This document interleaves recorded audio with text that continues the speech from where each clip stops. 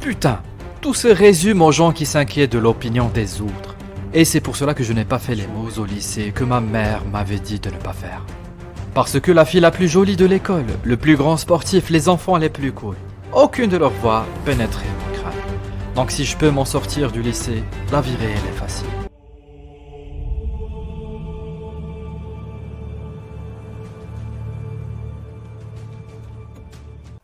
Tu sais, j'en ai assez fait pour clarifier que quand je parle d'éthique de travail, j'essaie de parler aux gens qui sont malheureux ou qui se plaignent.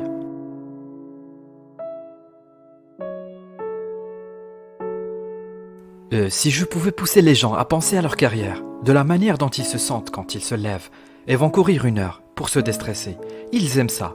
Je déteste courir, donc cela ne marche pas. Mais pour moi, travailler là où je suis heureux. Et je veux ça pour tout le monde, car le truc c'est que je ne pense pas que les gens quantifient réellement combien d'heures le travail représente de leur vie adulte. Pense à combien de temps représente le travail quand tu es éveillé. Alors, beaucoup de gens disent « je travaille 9 heures par jour ». Et je leur réponds « ouais, mais tu dors aussi 9 heures par jour ». Donc ça veut dire que tu travailles 9 heures par jour et tout ce que tu fais d'autre lorsque tu es éveillé représente 6 heures. Le transport, la douche, le travail a une grande place dans ta vie. Putain mec, je voudrais tellement que vous aimiez, viviez et appréciez votre travail. C'est énorme mec. Même si tu travailles de 9h à 17h, si tu travailles 8 heures par jour, c'est que tu dors 7 heures par jour.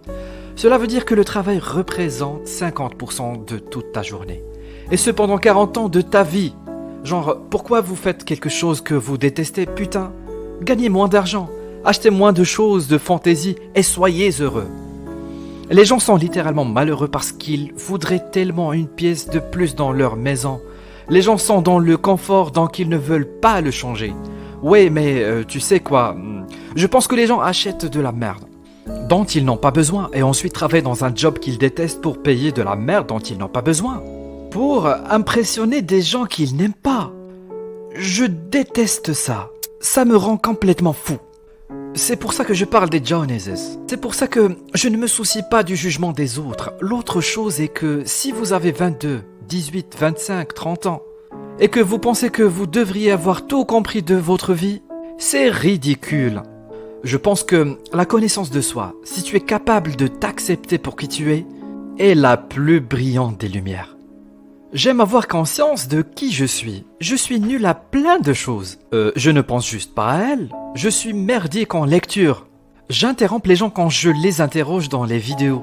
Tout le monde est super en colère sur internet à cause de ça. C'est pas bien. Il y a plein de choses où je ne suis pas bon. J'aime la conscience de soi. C'est ce qui me rend si heureux. Tu sais, je ne suis pas en colère contre moi parce que je suis égoïste dans certains domaines. C'est humain. Je pense que l'on ne s'aime pas assez. Je ne sais pas quelle perfection j'essaie de respecter, genre des choses idiotes comme des gens qui me reprennent parce que je range mes ongles. On s'en fout.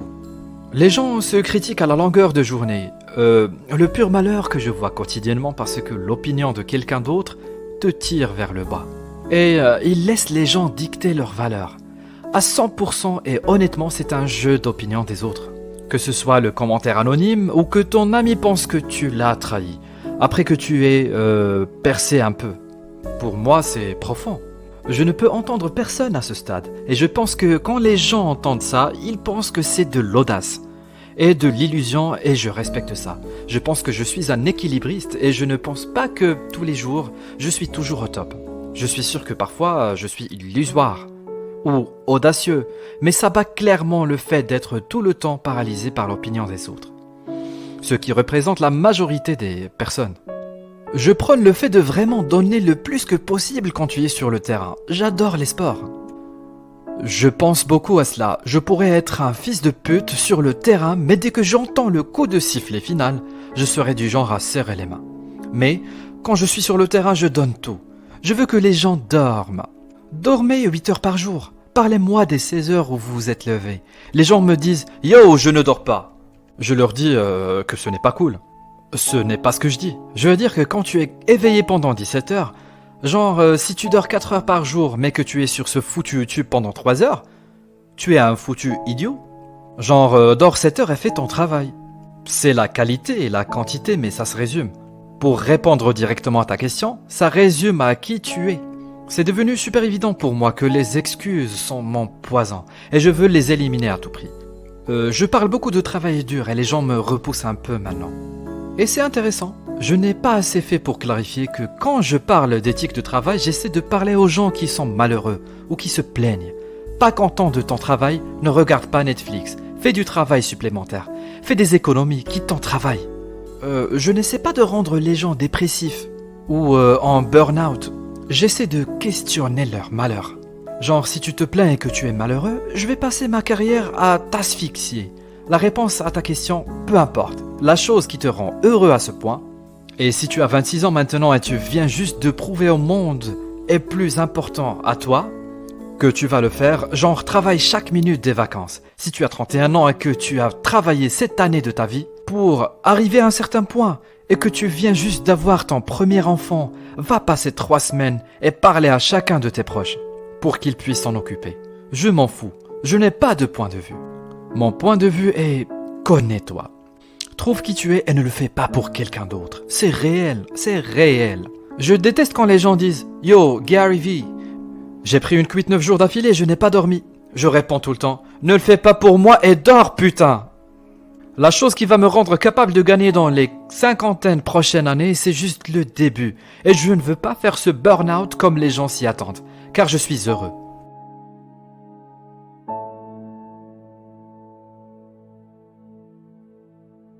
C'est idéologique, travailler dur est une partie de l'équation. Je hais quand les gens travaillent 10, 15 années, font plein d'argent et ensuite commencent à dire à tout le monde de juste dormir et méditer. Ouais, sortez. Je dis, cool, mais ne soyez pas idéologique. Genre, dites votre vérité. Vous avez bossé. Donc, tu es arrivé et tu es un grand. Fais attention, ne sois pas hypocrite. Avoir des micro-défaites est un très grand rôle à jouer dans le fait d'être une légende. Car le succès est le jeu en lui-même. C'est le processus.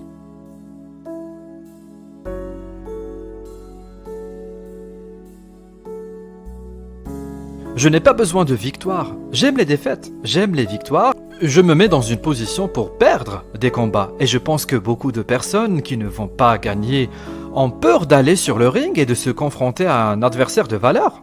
Ils préfèrent ne pas essayer afin de ne pas échouer. Parce qu'ils se préoccupent de l'opinion des autres. Je te dis, c'est fou d'être à cet endroit. Dans ma vie où je me dis, putain, tout se résume aux gens qui s'inquiètent de l'opinion des autres. Et c'est pour ça que je n'ai pas fait les mauvaises choses au lycée que ma mère me disait de ne pas faire. Parce que la fille la plus jolie de l'école, le plus grand sportif, les enfants les plus cool, aucune de leurs voix pénétrait mon crâne. Je suis à la recherche de personnes heureuses. Je suis obsédé par mon processus. Si seulement les gens aimaient leur jeu, leur processus, de gens qui sont obsédés par le processus, pas les merdes que les foutus jeux vous achètent. Pas les voitures, pas les merdes, mais le processus véritable. Parce qu'après, tu es fini. Si tu veux vraiment les nuances de blanc, ton foutu manoir, les jets privés, les soins au spa, les filles, le tapis rouge, les robes et les blouses, les bijoux, alors tu n'auras pas une longue carrière. Mais si tu ne peux pas respirer, c'est pour cela que l'entrepreneuriat est si étrange pour moi. Je ne pouvais tellement pas respirer que j'étais pas capable d'avoir au moins un C au lycée, parce que je m'étouffais à donner à l'école. Même une seconde de plus à ne pas être dans ma propre tête, à réfléchir à comment vendre du vin ou des cartes de baseball. Des gens qui ne peuvent pas respirer s'ils ne font pas leur art. Et pour moi, le business est mon art. Et pour les autres personnes, c'est l'art. D'autres personnes, c'est le design. D'autres personnes, c'est être sur scène. J'ai besoin de quelqu'un qui est obsédé par son art et qui le ferait gratuitement. Quoi qu'il en soit. Quoi qu'il en soit. Je te le dis, c'est fou d'être là où j'en suis, dans ma vie où je me dis putain, tout se résume aux gens qui s'inquiètent de l'opinion des autres. Et c'est pour cela que je n'ai pas fait les mauvaises choses au lycée que ma mère m'avait dit de ne pas faire. Parce que la fille la plus jolie de l'école, le plus grand sportif, les enfants les plus cool, aucune de leurs voix pénétrait mon crâne. Donc si je peux m'en sortir du lycée, la vie réelle est facile. Passez du temps à chercher qui vous êtes. Être égoïste est le meilleur moyen d'être altruiste. Je vous souhaite à tous la santé et le bonheur. Je suis heureux, putain.